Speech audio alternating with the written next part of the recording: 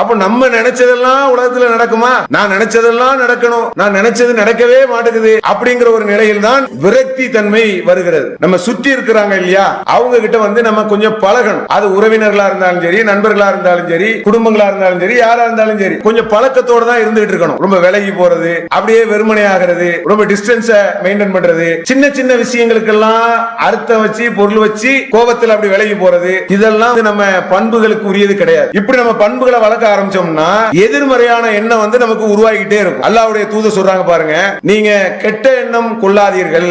கெட்ட எண்ணம் கொள்ளாதீங்கன்னா என்ன அர்த்தம்? நெகட்டிவாவே சிந்திக்காதீங்க. இப்படி இருக்குமோ, இதுக்காக தான் இவன் இப்படி சொல்லியிருப்பானோ, ஏன் இன்னைக்கு இவன் சிரிக்கல, ஏன் இன்னைக்கு வந்து ஆள் ஒரு மாதிரி ஓடிட்டான், அப்படி ஒரு ஆள் மீது எவ்வளவு எண்ணங்களை நம்ம வைக்கிறோம். அந்த எண்ணங்களை எப்படி நம்முடைய உள்ளத்துல வந்து சேர்த்து வச்சிருக்கிறோம். அவன் என்ன பார்க்கல, பேசல, நானும் பேச மாட்டேன். நெகட்டிவ் எண்ணங்கள் வரக்கூடாதுங்கிறத நபிகள் நாயகம் ஸல்லல்லாஹு அலைஹி வஸல்லம் அவர்கள் அல்லாஹ்வுடைய தூதர் சொல்றாங்க, நீங்கள் கெட்ட எண்ணம் கொள்ளாதீர்கள். கெட்ட எண்ணம் கொள்வதுதான் பொய்யை பேச வைக்கும். துருவி துருவி நீங்கள் ஆய்வு செய்யாதீர்கள். அவங்களுடைய குடும்ப பின்னணி, அவங்களுடைய சூழல், அவங்களுடைய நல்லது கெட்டது, அப்படி துருவி துருவி ஆய்வு செஞ்சுக்கிட்டே இருக்க கூடாது.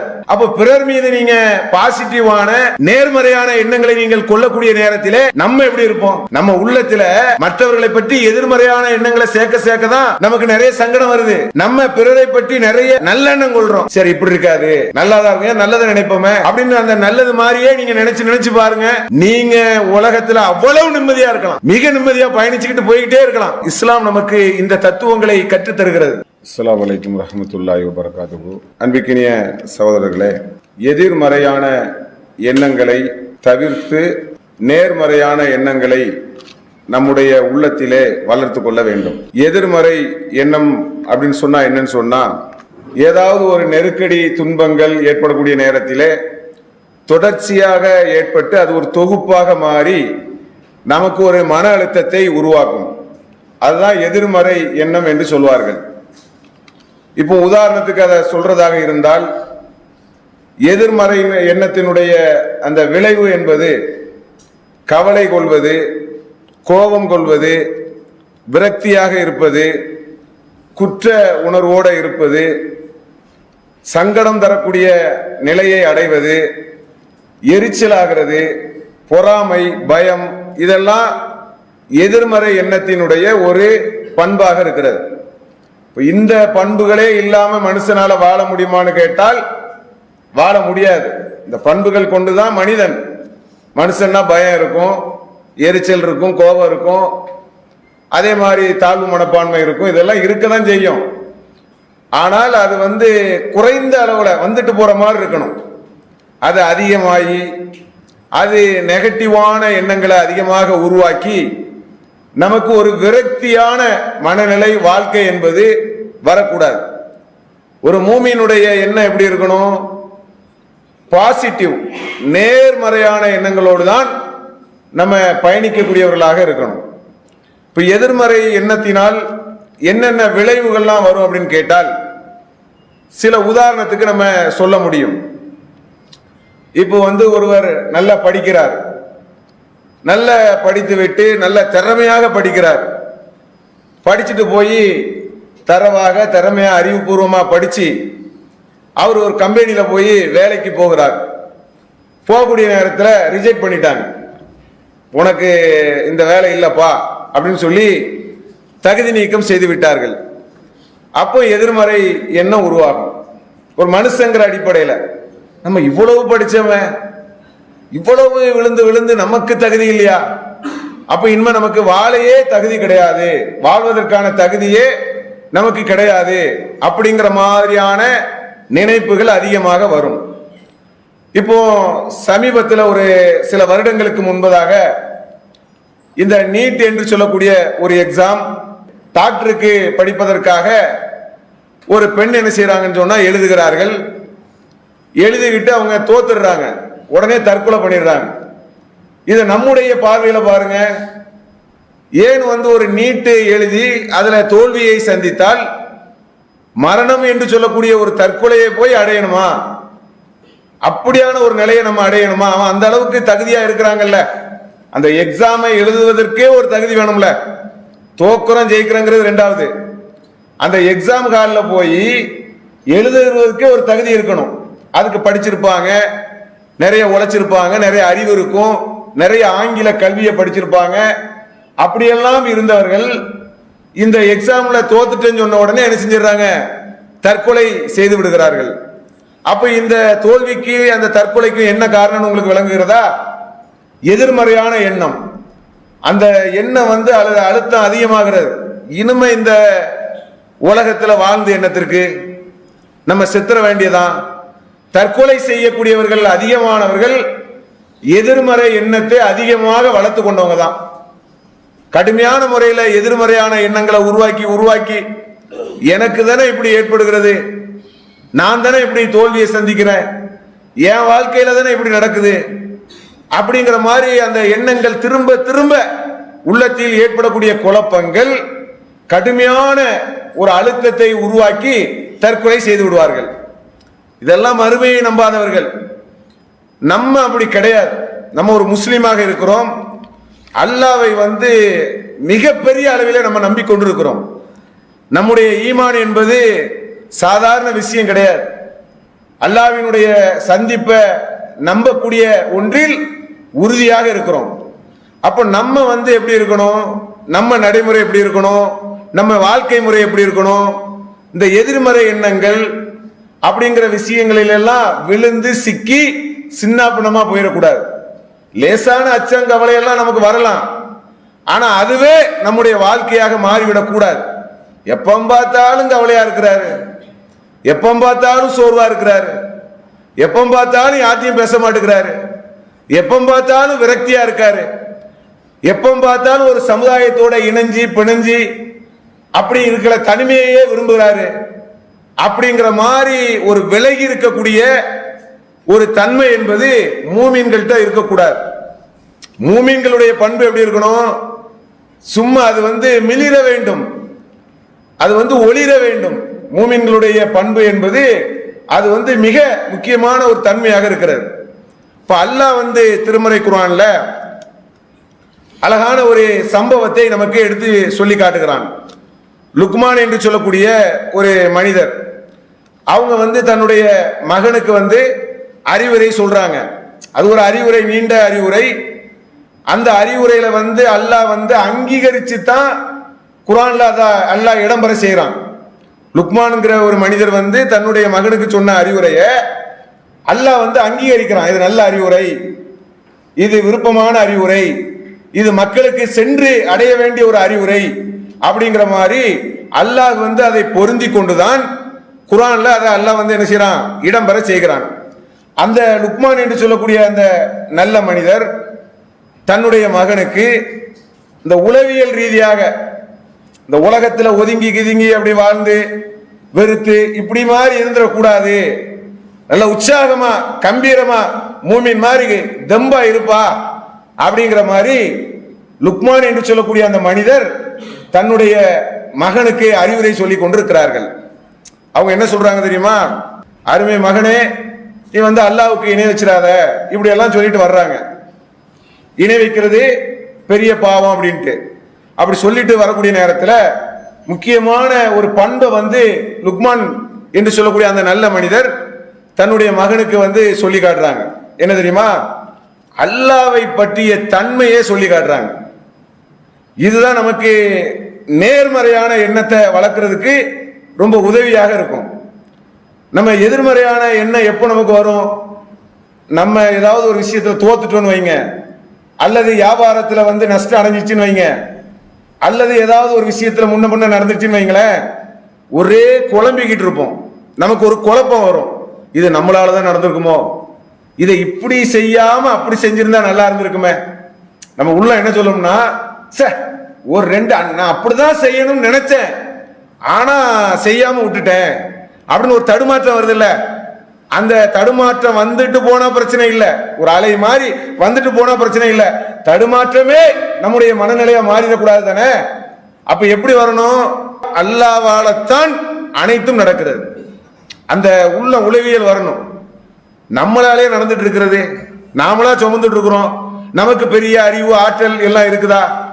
நம்ம செஞ்சா எதுவுமே தோல்வியே வரக்கூடாதா? நம்ம என்ன எல்லாம் அறிஞ்ச ஆட்களா? நம்ம செஞ்சா தோல்வி வரலாம், நஷ்டம் வரலாம், நம்ம கேலி கிண்டல் இதுக்கெல்லாம் உள்ளாக கூடாதா? மனுஷன் நம்ம எல்லாத்துக்கும் உள்ளாகலாம், ஆனால் அல்லாஹ் வந்து அப்படி கிடையாது. அல்லாஹ் தான் நுண்ணறிவாளன், ஞானமிக்கவன். அப்போ லுக்மான் அலைஹிஸ்ஸலாம் அவர்கள் சொல்றாங்க, என் அருமை மகனே, அல்லாஹ் வந்து பாறைக்கு உள்ளேயோ அல்லது வானத்தின் மேலேயோ அல்லது பூமிக்கு கீழேயோ கடுகு அளவு அல்லது அதை விட சின்னதாக இருந்த ஒரு பொருளை கூட அவன் கொண்டு வர ஆற்றல் உடையவனாக இருக்கிறான். இன்னல்லாக லத்தீஃபுன் கபீருன், அவன் எப்படிப்பட்டவன் என்று சொன்னால் நுட்பமானவன், நன்கு அறிந்தவனாக இருக்கிறான். அப்படின்னா என்ன செய்தி? என் அருமை மகனே, நீ நுட்பமானவன் கிடையாது, நீ நன்கு அறிந்தவன் கிடையாது. நீ வந்து உலகத்தில் இருக்கக்கூடிய எல்லா விஷயத்தையும் அறிஞ்சு எந்த இழப்பையுமே நீ சந்திக்காத ஒரு ஆள்லாம் கிடையாது. நீ பலகீனமானவன், மனுஷன் பலகீனமான ஆளுதான். ஆனால் அல்லாஹ் தான் எந்த பலகீனத்திற்கும் அப்பாற்பட்டவனாக இருக்கிறான். இது வந்து இந்த உள்ளத்துல வந்து நம்ம உள்ளத்துல போய் உட்காரணும். நம்ம எதை எடுத்தாலும் எப்படி நினைக்கிறோம்? எனக்கு இப்படி வரலாமா, எனக்கு ஒரு மாதிரி ஆகுத, என்னுடைய சூழல் என் குடும்பத்துக்கு இழப்பு வரலாமா, ஏன் உங்க குடும்பத்துக்கு, உங்களுக்கு, உங்க உறவினர்களுக்கு, உங்களை சுற்றி இருக்கக்கூடியவர்களுக்கு இழப்பே வரக்கூடாதா? துன்பமே வரக்கூடாதா? வரும். அப்ப அதை எதிர்கொள்ளக்கூடிய அந்த நிலையை கடந்து அதை பாடமாக எடுத்து நம்ம நேர்மறையான எண்ணத்தை நோக்கி பயணிச்சுக்கிட்டே இருக்கணும். அதே மாதிரி பாருங்க, லுக்மான் என்று சொல்லக்கூடிய அந்த மனிதர் தன்னுடைய மகனுக்கு அறிவுரை சொல்லக்கூடிய நேரத்தில், என் அருமை மகனே, வஸ்பிர் அலா மா அஸாபக, உனக்கு ஏற்பட்டதற்காக ஏற்படக்கூடிய ஏதாவது ஒரு துன்பங்கள் அப்படி ஏதாவது ஒன்று ஏற்படுச்சுன்னு சொன்னா நீ அதை சகிச்சுக்கோ. சகிப்புத்தன்மை உனக்கு இருக்கணும். அது எப்படின்னு கேட்டா, இன்னதாலிக்க மின் அஸ்மில் உமூர், அது வந்து ஒரு உறுதியான தன்மையாக இருக்கிறது அப்படின்னு சொல்லி அந்த மனிதர் வந்து அறிவுரை சொல்லி காட்டுறாங்க. அப்ப நமக்கு ஒண்ணு ஏற்படும்பா, பிரச்சனைகள் வரும், எதிர்மறையான நிகழ்வுகள்லாம் வரும், நீ சகிச்சுக்கிடணும். நம்ம பிள்ளைகளை கூட அப்படி வளர்க்கணும். நம்ம பிள்ளைகள், நம்முடைய உறவினர்கள், அல்லது ஏதாவது நம்ம குடும்பத்தில் இருக்கக்கூடிய நேரத்தில் நம்ம மனைவியுடைய மனநிலைகள், அவங்களுக்கெல்லாம் கூட நம்ம என்ன சொல்லணும்? எதுவுமே எதிர்காலங்கிறது நமக்கு எப்பவுமே எதுவுமே இருக்காதுன்னு கிடையாது. எல்லாத்தையுமே ஒரு மூமின் சந்திச்சுக்கிட்டு தான் இருக்கணும், சகிக்கணும். அப்போ நம்ம வந்து ஒரு சின்ன சின்ன விஷயங்களுக்காக விரக்தி அடைஞ்சு நம்ம சோர்வாயிடக்கூடாதுங்கிற அந்த தன்மை தான் நேர்மறையான எண்ணத்தை நமக்கு வந்து உருவாக்கும். இப்ப நீங்க யோசிச்சு பாருங்க, இஸ்லாம் நமக்கு இப்படி கத்து தருகிறது. நீட்டு தேர்வுல வந்து தோல்வி அடைஞ்சதுக்காக தற்கொலை பண்றாங்க பாருங்க, யோசிச்சு பாருங்க. ஏன் தற்கொலை பண்ற விஷயமா? ஏன் உங்களுக்கு டாக்டர் பட்டம் கிடைக்கலன்னு வச்சுக்கிடுவோமே, வாழ முடியாதா? கிடைச்ச என்னங்க, கிடைச்சதை வந்து நமக்கு அனுபவிக்கணும். கிடைக்கலன்னா எது கிடைக்கிறதோ அதை அனுபவிக்கணும். அதுதானே உலகம். அப்ப நம்ம நினைச்சதெல்லாம் உலகத்துல நடக்குமா? நான் நினைச்சதெல்லாம் நடக்கணும், நான் நினைச்சது நடக்கவே மாட்டேங்குது அப்படிங்கிற ஒரு நிலையில் தான் மனுஷனுக்கு என்ன வருகிறது? விரக்தி தன்மை வருகிறது. அதே மாதிரி பாருங்க, நமக்கு ஒரு முக்கியமான ஒரு பண்பை வந்து இஸ்லாம் நமக்கு கற்றுத் தருகிறது. என்னன்னு கேட்டா, நம்ம சுற்றி இருக்கிறாங்க இல்லையா, அவங்க கிட்ட வந்து நம்ம கொஞ்சம் பழகணும்.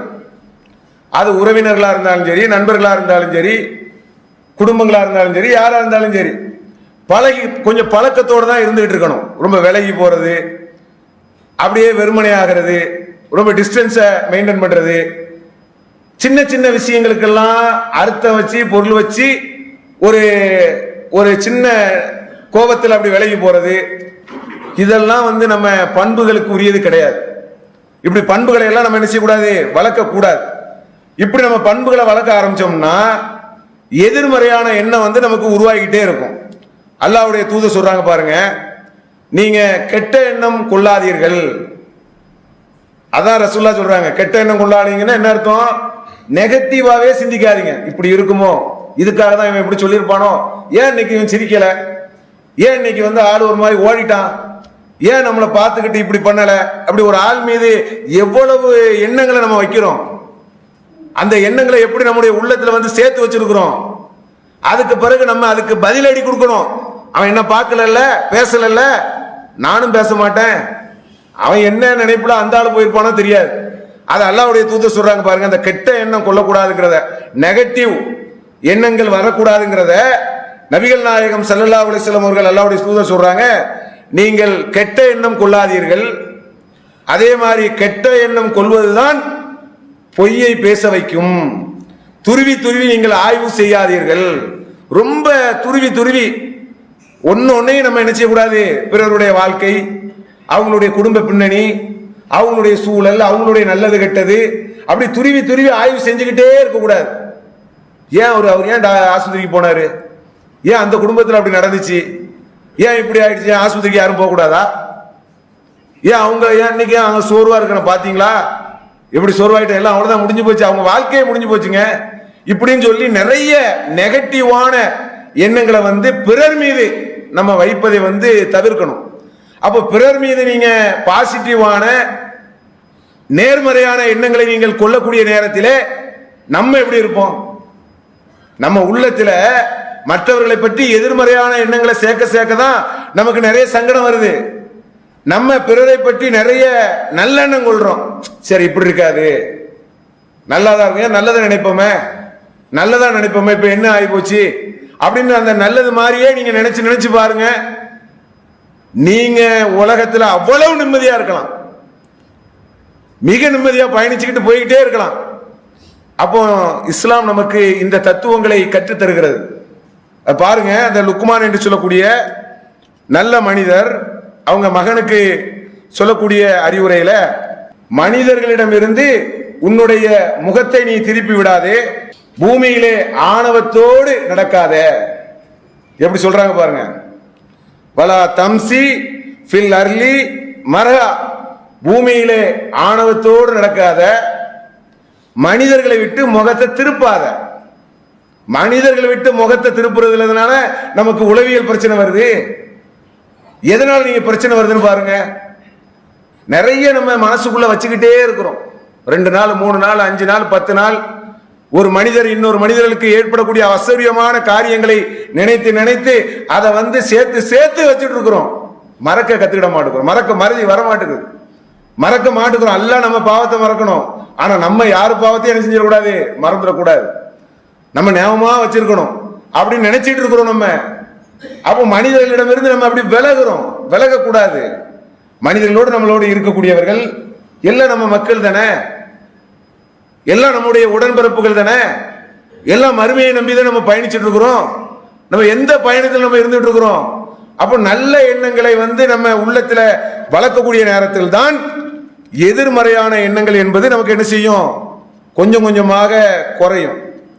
அல்லாஹ்வும் திருமறை குர்ஆன்ல என்ன சொல்றான், நீங்க கெட்ட எண்ணம் கொள்ளாதீர்கள், துருவி நீங்க ஆராய்வு செய்யாதீங்க, ஒவ்வொரு யூகங்களும் பொய் தான்.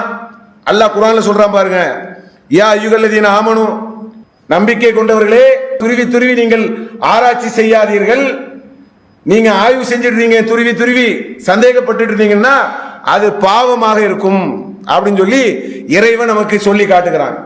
அப்போ நம்ம நெகட்டிவான விஷயங்களை நம்ம முடிஞ்ச அளவுக்கு என்ன செய்யணும், தவிர்த்து பழகணும். இது இஸ்லாம் நமக்கு கற்றுத்தரக்கூடிய முக்கியமான பண்பாக இருக்கிறது. அதே மாதிரி பாருங்க, நபிகள் நாயகம் ஸல்லல்லாஹு அலைஹி வஸல்லம் அவர்கள் இஸ்லாம் நமக்கு எப்படி வழிகாட்டுகிறது.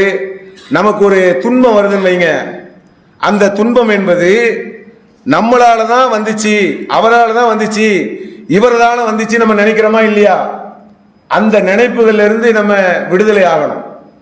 ஏதாவது ஒரு துன்பம் வந்துச்சுன்னு சொன்னா, இவர் சதி செஞ்சாரு, இவர் அதை சொன்னாரு இதை சொன்னாரு, அதனால எனக்கு இப்படி ஆயிடுச்சு, என்ன ஓரம் கட்டிட்டாங்க, என் வளர்ச்சி பிடிக்கல, என்ன அமைக்கிட்டாங்க, தாழ்த்திட்டாங்க, நான் வளர்ந்து வர்றது யாருக்கு பிடிக்கல, இப்படிங்கிற மாதிரி பல்வேறு விதமான எதிர்மறையான எண்ணங்கள் நமக்கு உருவாகக்கூடிய நேரத்தில் இஸ்லாம் நமக்கு எப்படி சொல்லி காட்டுகிறது. நபிகள் நாயகம் ஸல்லல்லாஹு அலைஹி வஸல்லம் அவர்கள் என்ன சொல்றாங்க தெரியுமா, அல்லாஹ் நமக்கு ஒன்றை தருவதாக நாடி வைத்தால் உலகத்துல யாராலையும் எதையும் தடுக்க முடியாது. அல்லாஹ் உங்களுக்கு ஒரு அருள் கொடையை தர நினைத்தால் யாராலையும் தடுக்க முடியுமா? முடியாது. நீங்க அந்த மனசுக்கு நீங்க வரணும். அதே போல அல்லாஹ் கொடுக்க நினைக்கலன்னு வைங்க, உலகத்தில் இருக்கக்கூடிய அனைவரும் சேர்ந்து உங்களுக்கு கொடுக்க நினைக்கிறார்கள், முடியுமா? அது முடியாது. அப்ப அந்த எண்ணத்திற்கு எவ்வளவு ஒரு பலன் இருக்கு நீங்க பாருங்க. மனிதனுடைய எண்ணம் என்பது சாதாரண விஷயம் இல்ல. அல்லாஹ்வுடைய தூதர் நமக்கு சொல்லி காட்டுறாங்க, இன்னமல் அமாலு பின்னியா, உங்களுடைய செயல்கள் அனைத்தும் எண்ணங்களை கொண்டதுதான். ஒருத்தருடைய எண்ணம் இருக்கிறது என்ன தெரியுமா? அவருடைய எண்ணம் என்னன்னு கேட்டீங்கன்னா, அவர் ஒரு பெண்ணை நாடுகிறார் அல்லது உலகத்தை நாடுகிறார். அவர் எதை நாடுகிறாரோ அது அவருக்கு கிடைக்கும். நீங்க எதை நினைக்கிறீங்களோ அதை நோக்கி போயிட்டே இருப்பீங்க. ஒரு பெண்ணை நாடி ஹிஜ்ரத் செய்றீங்க, அல்லது அதுதான் உங்களுக்கு முக்கியமா தெரிகிறது அப்படின்னு சொன்னா அது உங்களுக்கு கிடைச்சிரும். இந்த துன்யா தான் உங்களுக்கு பெருசா தெரியுது, அதுதான் உங்களுடைய எண்ணமா இருக்குது அப்படின்னா உங்களுக்கு துன்யால நீங்க வெற்றி அடைஞ்சிருவீங்க.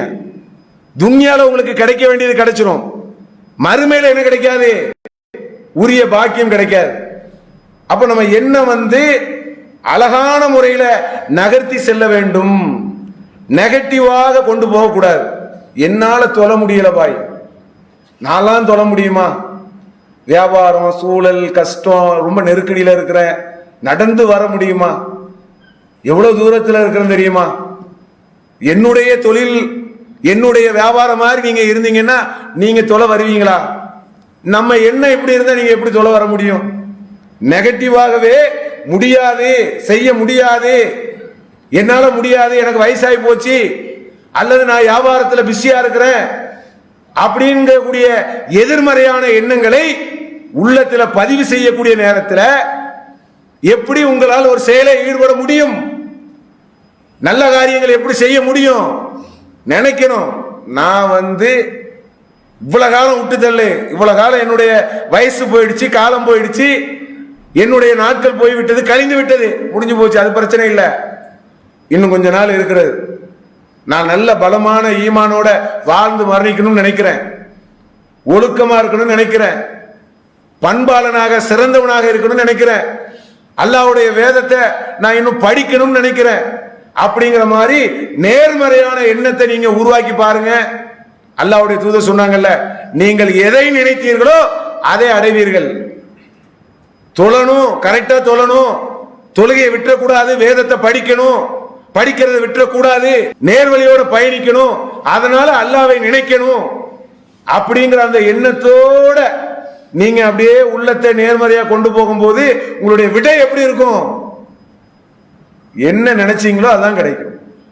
அதான் நபிகள் நாயகம் ஸல்லல்லாஹு அலைஹி வஸல்லம் அவர்கள் சொல்றாங்க, நீங்கள் எதை நினைக்கிறீர்களோ அதை பெறுவீர்கள். உங்களுடைய எண்ணம் தான் செயலாக இருக்கிறது. எண்ணம் நல்ல அதிகமாக நம்மளால இன்னும் எவ்வளவு ஆயுசுகளை இறைவன் நமக்கு தந்திருக்கிறானோ அந்த ஆயுசு வரை நான் நேர்வழியோட, ஒழுக்கத்தோட, பண்போட, உறுதியோட, ஈமானோட நான் பயணிப்பேன், அதுதான் என்னுடைய எண்ணம் அப்படிங்கிற மாதிரி ஒரு மூமின் என்ன செய்யணும்? இருக்கணும். அல்லாஹ் குர்ஆன்ல ஒரு வசனத்துல சொல்லி காட்டுறான் பாருங்க, உங்க கவனம் திசை திரும்ப கூடாது. ஏன் அங்க எங்கேயும் பாக்குறேன்? ஒரு ஆசிரியர் பாடம் நடத்துறாருன்னு வைங்க, ஆசிரியர் சொல்லுவாரு மாணவ பார்த்து, தம்பி லாஸ்ட் பெஞ்சில் இருக்கக்கூடிய தம்பி அங்க எங்கேயும் பார்க்காதீங்க, போர்டை பாருங்க, பாடம் நடத்துற சரியா கவனிங்க, அதுதான் உங்க இலக்கு, அப்படி நீங்க சரியா இருந்தாதான் வெற்றி அடைய முடியும் அப்படின்னு ஒரு ஆசிரியர் சொல்லுவார்ல, அதே மாதிரி அல்லாஹ் சொல்றான் பாருங்க, உங்களுடைய முகங்கள் கிழக்கு நோக்கியோ மேற்கு நோக்கியோ திரும்ப வேண்டாம், டைவர்ட் ஆகாத, குழப்படையாத, எதிர்மறையா எதையோ யோசிச்சுட்டு இருக்காத.